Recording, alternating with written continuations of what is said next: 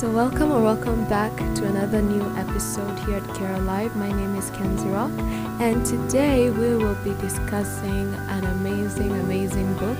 We'll be talking about The Divine Comedy by Dante Alighieri, and today's episode will be focused on the summary of the whole poem, including some overviews about what's written in the poem. So stay tuned. And before we begin, remember that links to my socials will be down below. And right now we are currently on Podchaser, where you can go on ahead, leave a review, and also comment about the podcast. So let's begin today's episode.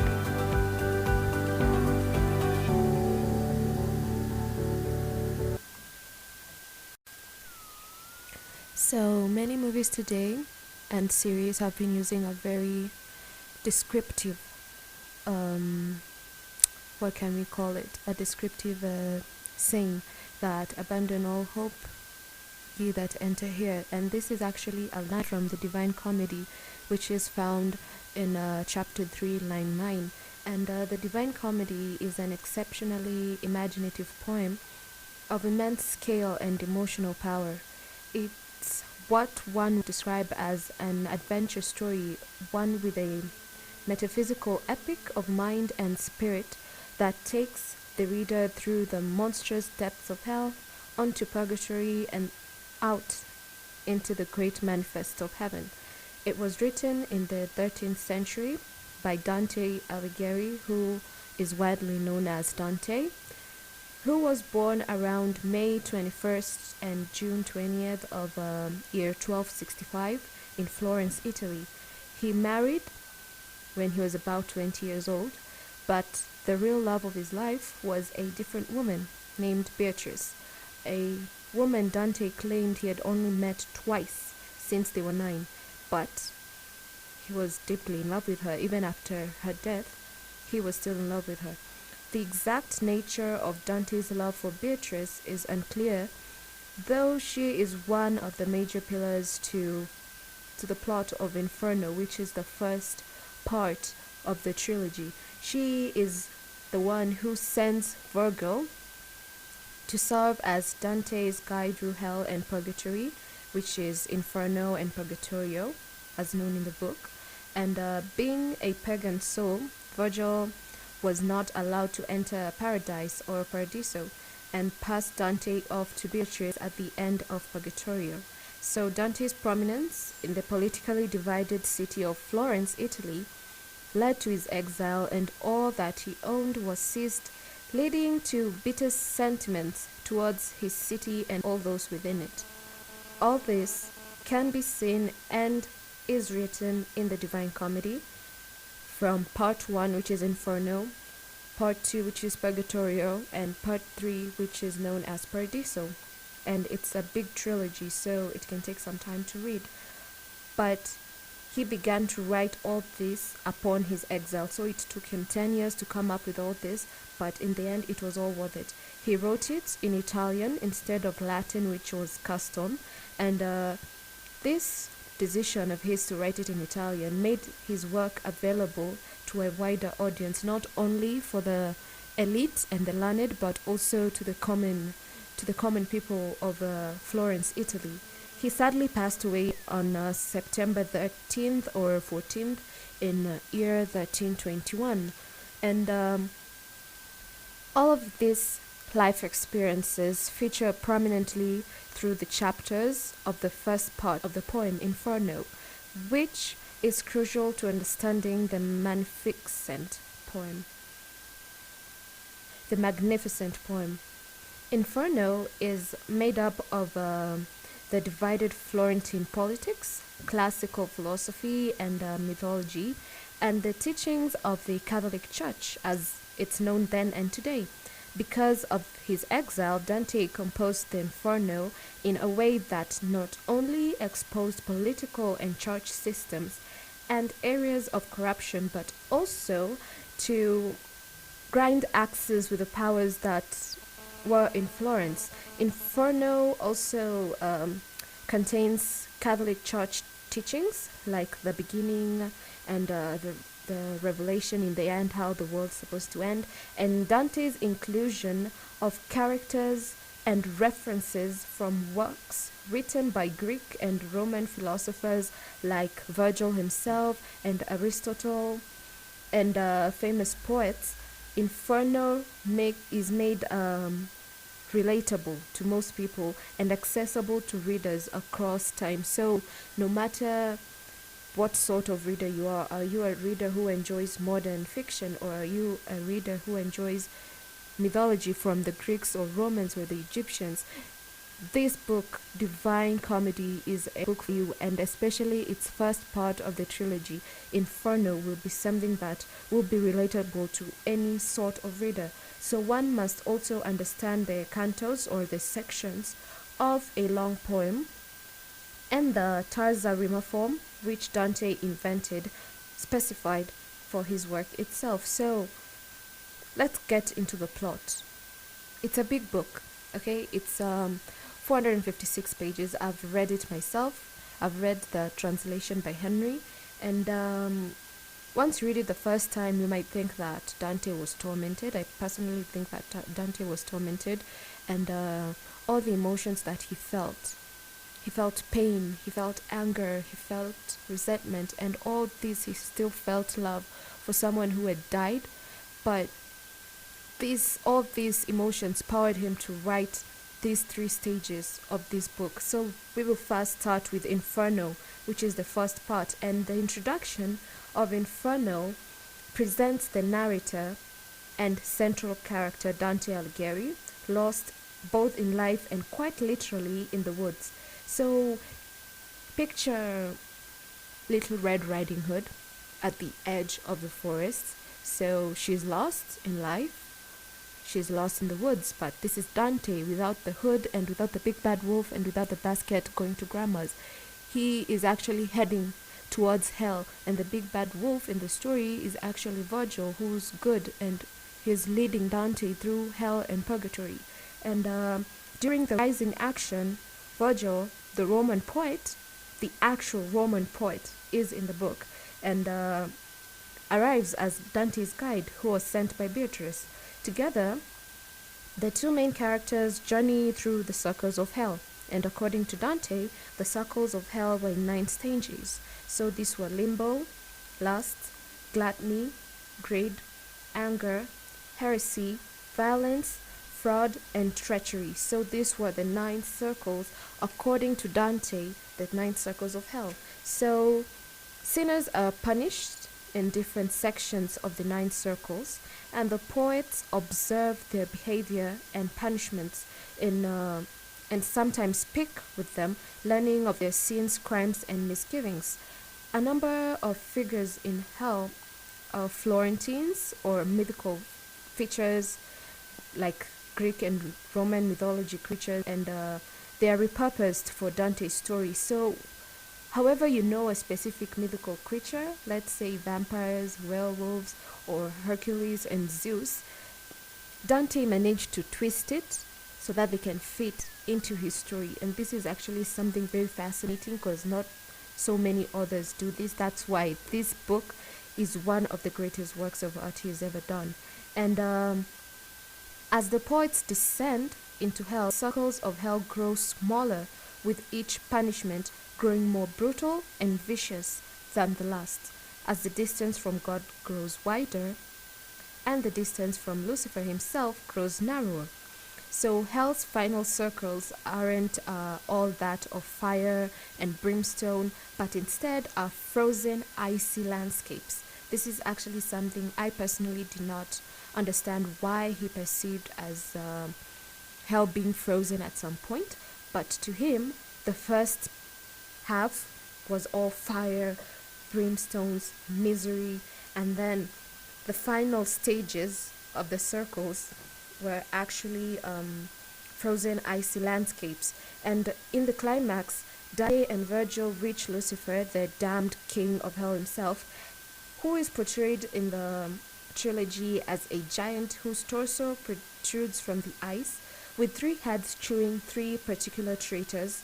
We have Cassius, Brutus, and Judas Iscariot. I don't know why he chose these three, but he had a reason. So the poets must then climb down Saturn's huge body to escape hell.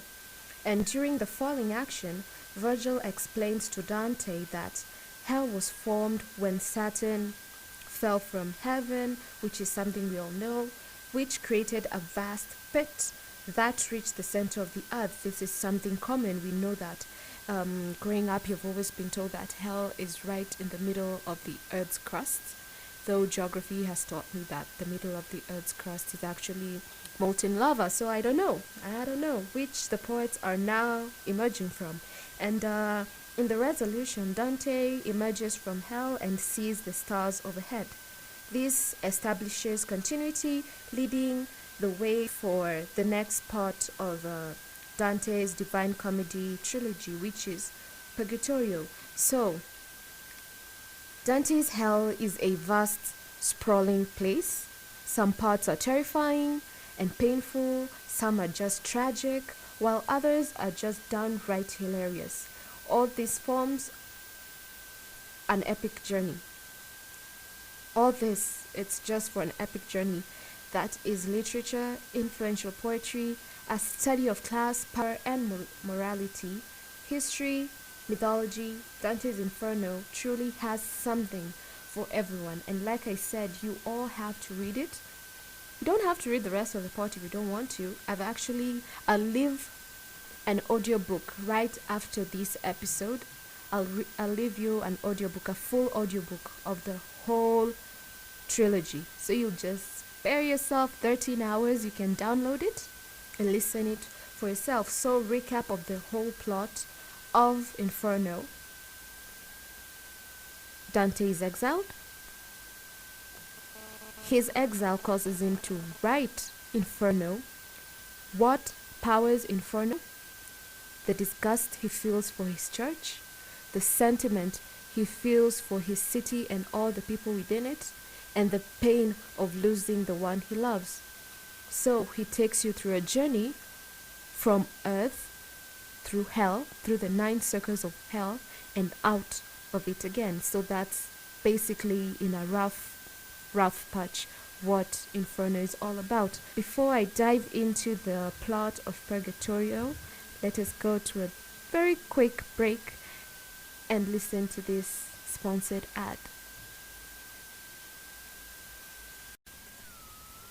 Okay, now we dive into the second part of the trilogy, which is Purgatorio. And the introduction of Purgatorio, they are now out of hell, both Virgil and Dante, and stand at the base of a mountain which was created when Lucifer crashed onto earth. So this mountain is also the ascension to heaven. So it begins with another lobby of sorts called the Anti-Purgatory, which are people waiting to ascend, usually in the lobby because they were excommunicated or they repented too late in life. Dante made a point to include that the prayers of the living could affect how long a soul lingered in purgatory. So if someone repented too late in life, they must wait for a lengthy period before ascending to heaven with the others. So there are 7 terraces according to Dante, each one loosely tied to the 7 deadly sins. Instead of being punished and tortured like in Inferno, as you ascend the terraces, you alone are accountable for the sins from the past. So it's like an intervention. So in Inferno you are tortured brutally, but in Purgatory you're given an intervention for your sins. You're given a chance to reflect what you did wrong and you're given an opportunity to correct it. And the first terrace was the terrace of pride, which was like the beginning, was the terrace of pride, where the souls there are humbled and humiliated by having to carry massive boulders on their backs and forever being hunched over. The second terrace is the terrace of envy, where people are punished for wanting what is someone else's, and some are blinded by their eyes being sewn shut so they cannot see what is not supposed to be theirs. And the wrathful are being punished in the third terrace, where the thick black smoke surrounds them and makes them feel alone, which is something I don't want to see. I actually cannot imagine how bad that will be. And some even see visions in the darkness, like meekness, which is practically the opposite of wrath. And in the fourth terrace, we have those that were slothful or slow in life. And here they raise and shout about people that showed zeal in life. This might sound funny, and it is. Can you just imagine that you are in an intervention, and because you were so slothful, you're asked to shout. Let's say, use myself for example. It's Phyllis. You're in an intervention, and you're asked. You run and shout people names of people who have had zeal in life. So you're just running and shouting Usain Bolt, and then you're running and shouting Barack Obama. You see how funny that sounds? So I don't know how that worked for Dante, but according to him, in the fourth terrace, the slothful did exactly that. They ran, they had to race, and they had to shout about people who showed zeal in life. And in the fifth terrace, the poet encounters the greedy and the reckless spenders, who are penitent here by being bound face down, unable to move or gather anything. And they must show an understanding of love beyond physical goods and money, so they shout out examples of generosity. And before the sixth terrace, there is an earthquake for Dante and Virgil, which is a sign that another soul has repented and is now able to enter paradise. So they hear an earthquake, meaning there's somebody who has repented. Let's say they're in the first terrace in pride, and now they have repented for their sins. Now they're going to heaven. And once this is done, the two now enter the terrace of gluttony, which is the sixth terrace, where those that feasted non-stop in life are forced to starve and thirst. Almost to the peak, they enter terrace 7, where the lustful walk through flames, where they must show disregard for their bodies completely, shouting stories of chastity. To leave this terrace, Dante must walk through a wall of flame, which he does so only because the woman he loves, Beatrice, awaits for him in paradise. So, recap of the scene of Purgatorio, which is the second part. They're out of hell, Virgil and Dante. And this is the last time, actually, once you read, you'll notice that this is the last time you'll see Virgil. And if you remember, I said Virgil cannot cross Purgatorio because he was a pagan, so he doesn't believe in heaven at all. So Purgatorio is his last point. And in Purgatorio, you see that Dante comes by the mountain which has 7 terraces: the terrace of pride, the terrace of envy, the terrace of the wrathful, the terrace of the slothful, the terrace of the greedy and reckless spenders, the terrace of the gluttons, and last but not least, the terrace of the lustful. And you see that he goes through all this learning and seeing what these people are doing. And he himself at the end has to walk through a wall of flame, which allows him to enter paradise. And he only does this because the one woman he loves, Beatrice, awaits for him in paradise. Now another quick break before we enter into the last part of the trilogy, which is Paradiso. Okay, that was a nice water break. Now we are in the last part of the trilogy, which is Paradiso. We began with Inferno, we finished that, we walked into Purgatorio, and now we are in Paradiso. And if you can remember, Dante has now crossed over into Paradiso.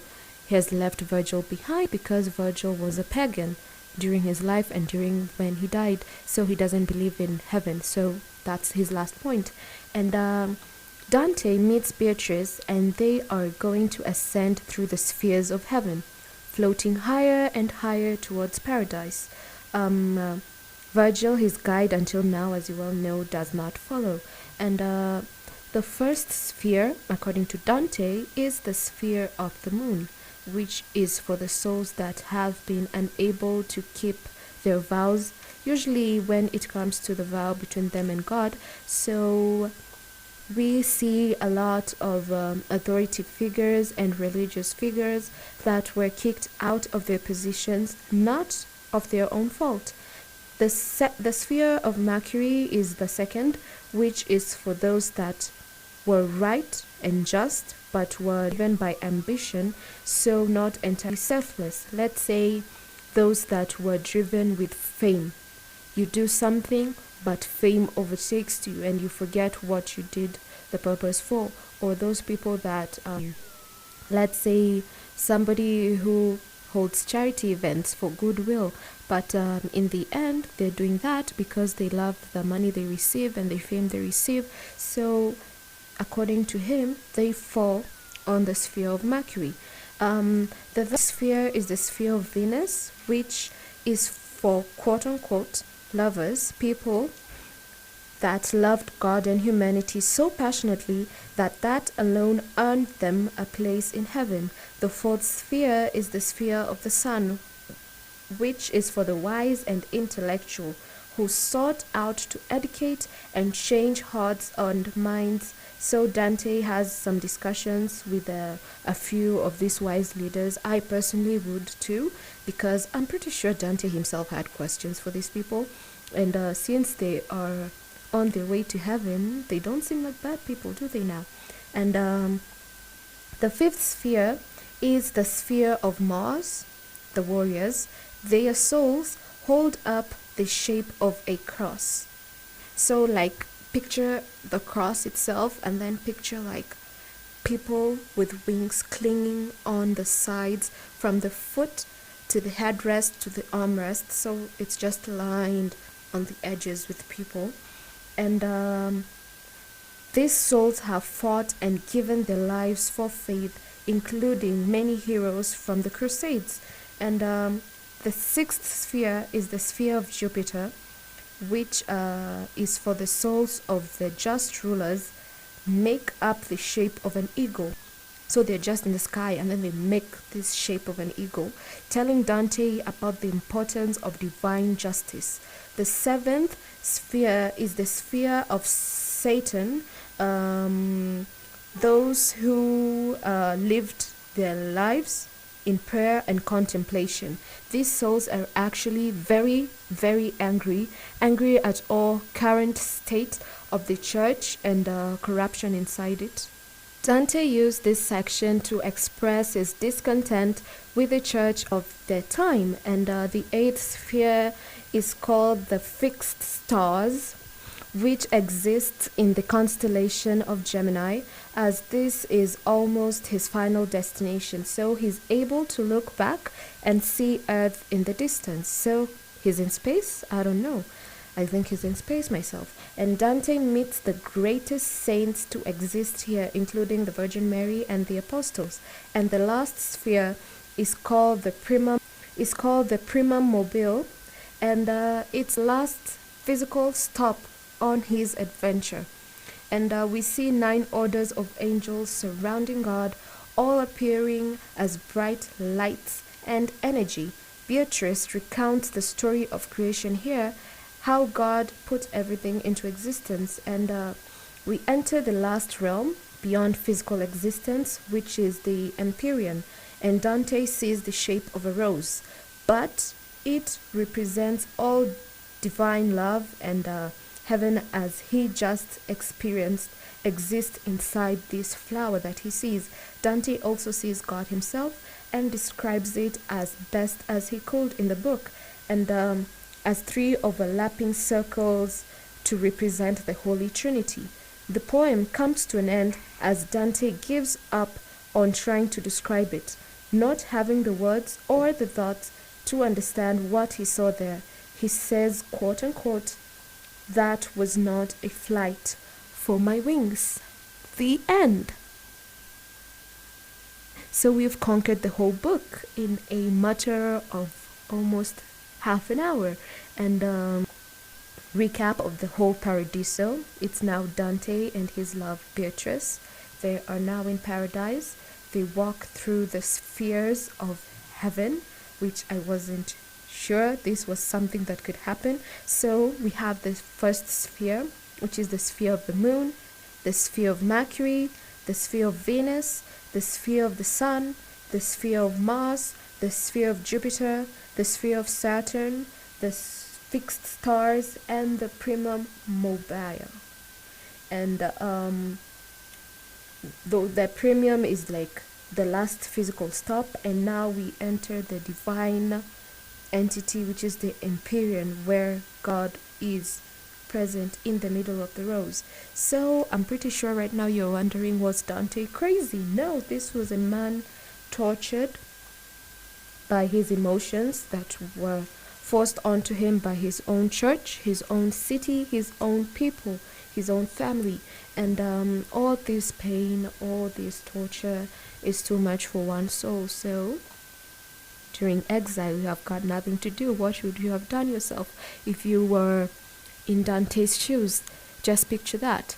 The woman you love since you were 9 is not your wife. You have been forced to marry a rich girl. You have a family with her, but you don't love her. And then you realize that the church is against you, and because they're terrified of the fact that you could turn the people away from the church the way they want it to be, they send you into exile, and all that you owned is confiscated. So you have nothing, you never existed, so you are exiled. And during exile, you learn that the love of your life is now dead. So what do? You journey through literal hell, through purgatory, to be with the one person that makes you happy. And through history, people have thought that Romeo and Juliet is the greatest love story ever, but according to me, the Divine Comedy would have to be the greatest love story ever, because beneath all the hell tortures, beneath the purgatory, I think Dante's main message in Divine Comedy was the fact that he conquered all that just to be the thing that makes him happy. And he may have encountered a lot of things that maybe he never put into the Divine Comedy, but from the little that we know, no matter how we can't say if it was true, if it was false, to me I'd love to believe that this was true. Even though he wrote this book before he died, it took him literally 10 years. He dedicated 10 years of his life, and after he died is when Florence uplifted his exile. So you're like, why? You could have done that when he was still alive. Maybe you could have spent a little more time with the kids, because he might not have loved his wife, but I'm pretty sure he loved his own children. And maybe it would have given him time to attend Beatrice's funeral, and maybe it could have given him a much more deserving life. But according to Dante, he was pleased with whatever he had. And through the Divine Comedy, he managed to tell the story of Florence, Italy. He managed to free the people of Florence, Italy through his words. That's why I told you he chose to write it in Italian instead of Latin, because not only the elite could read in Latin. So instead of doing that, he decided to write it in a more universal language that more people could understand, so that they could free themselves from the tortures and the pains of their rulers, from the oppression from their own church, from the lies of their own ministers, and for them to see the light so that their future can be more bright. So I hope that you enjoyed this story.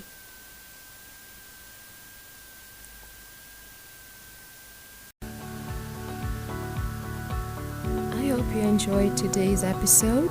Links to all my socials would be in the description down below or to the side, depending on whatever you're listening from. Remember to leave a comment, a review, whatever it might be, from Google Podcast, Apple Podcast, Spotify, and now we are on Podchaser. And like I said, I would also leave the next episode to be the audiobook to the Divine Comedy by Dante Alighieri, which you can freely download. And I acquired it from a very nice website where they read for you audiobooks, so I just downloaded it from there. Now I'm giving it to you. If you want the written one, I can send it to you, just DM me. And until next time, I hope you have an amazing November. You have an amazing week ahead, and also amazing weeks ahead towards Thanksgiving. Until next time, my name is Kenzie Rock, and this has been Care Live. Goodbye.